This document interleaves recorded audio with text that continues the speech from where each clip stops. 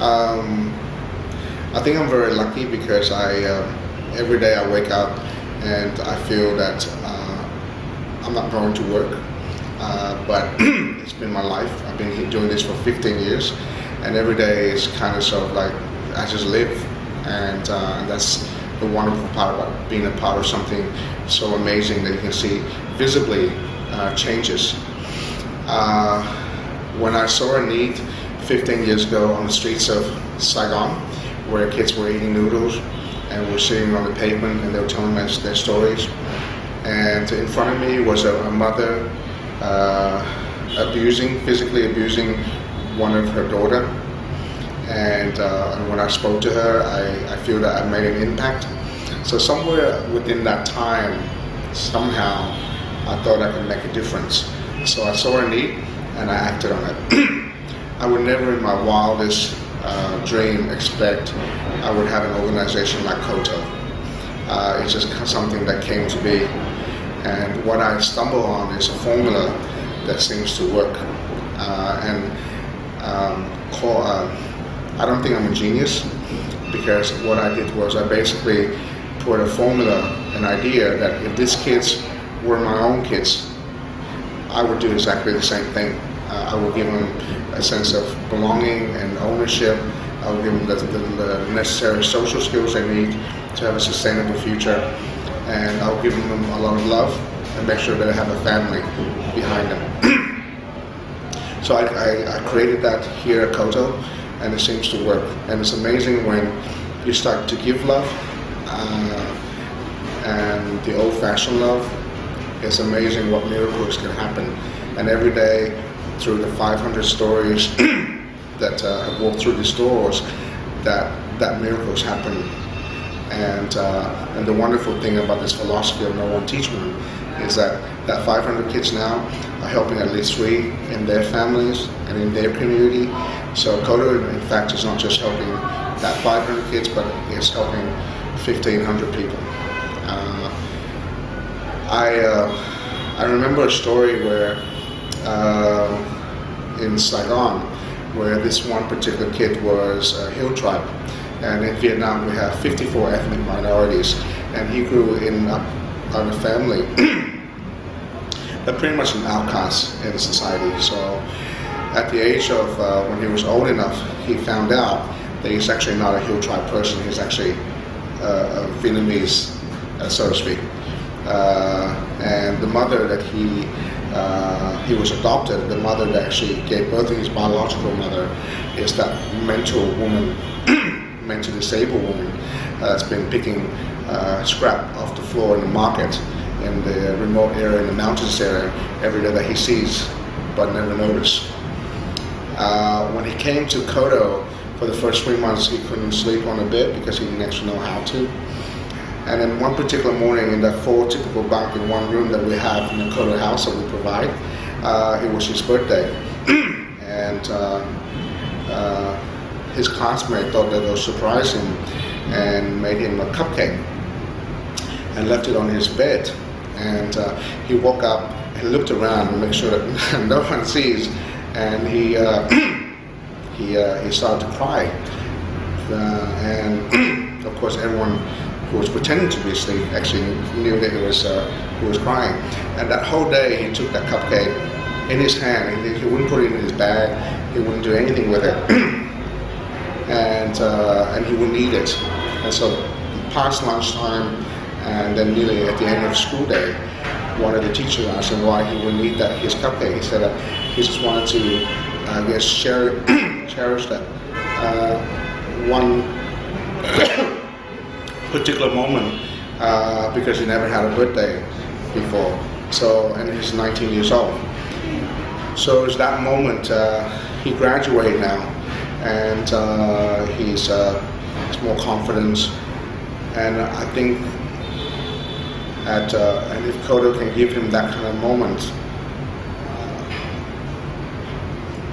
yeah, I think it's important. And this is what it's about. When I started 15 years ago, yes, I would never imagine I would have an organization like this, but I'm glad that 15 years onwards, I still keep that little special moment. That's still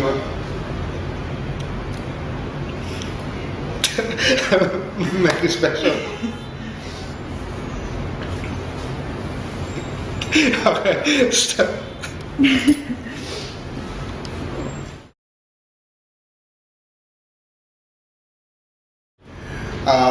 Wow, I never thought that that one trip that I do, and I do a lot of trips to Kuala Lumpur, or me is just a gentle-hearted guy who's the general manager of director, we call him, of I student group, and I think that the most important for us is you have someone who shares your vision, who actually understands basically where you come from, where you want to go, and want to be a part of that journey. And for us, that partnership is very important, and that synergy is very important. And we found that just sitting down and talking to Paul, and immediately Paul come up with, why don't you think of this and all that kind of stuff. So what we eventually came up with, the team back in the UK has created this wonderful, amazing, number one is the e-brochure. Number two is they're putting together a corporate pack for us, hopefully get a lot of sponsorship. And number three is they're working on the iPhone apps for us, which is kind of heading towards this whole ICT and getting the technology into play. And this is a very exciting chapter for us as we grow, and we know that we have someone like iStudent behind us. It's a real confident booster, and it's a bit of that encouragement as well.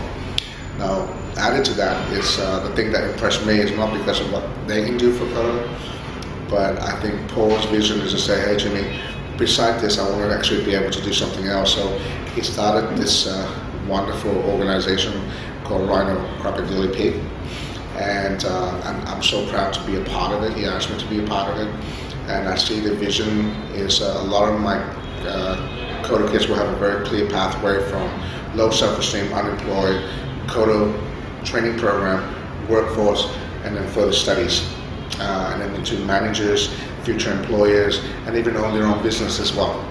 But not only because education is knowledge is gold, and iStudent and together with Rhinocrocadillipig will be able to do that, and we'll be helping a lot of kids around the world, and it's very exciting.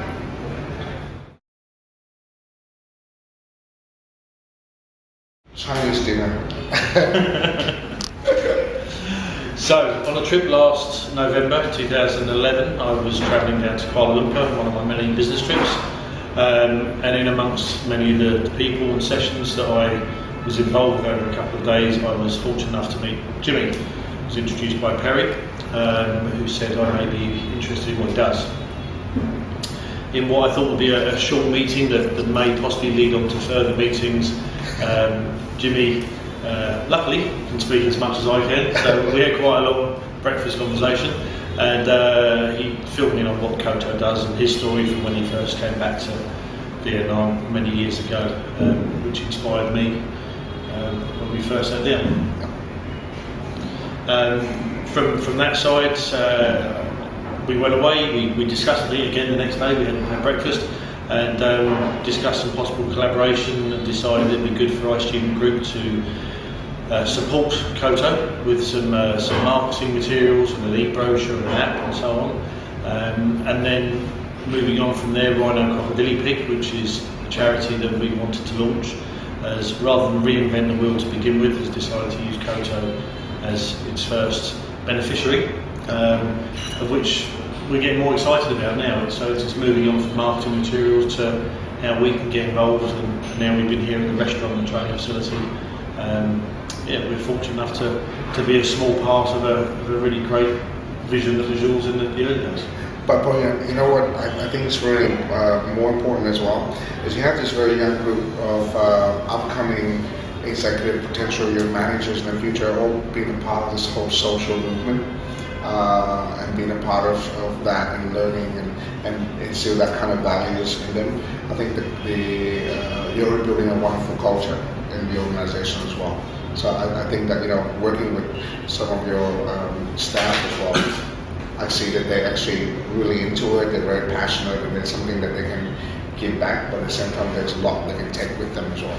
So yeah, I'd agree, and certainly speaking with Vicky, who's been dealing with your brochure and designs, and Louise, I know that both of those have been touched by the story and been working with you. So in our small way, it's our hope that our young team that we have get a broader vision of other things going on in the world and what's being achieved by people like yourself and Koto and what the kids here are achieving.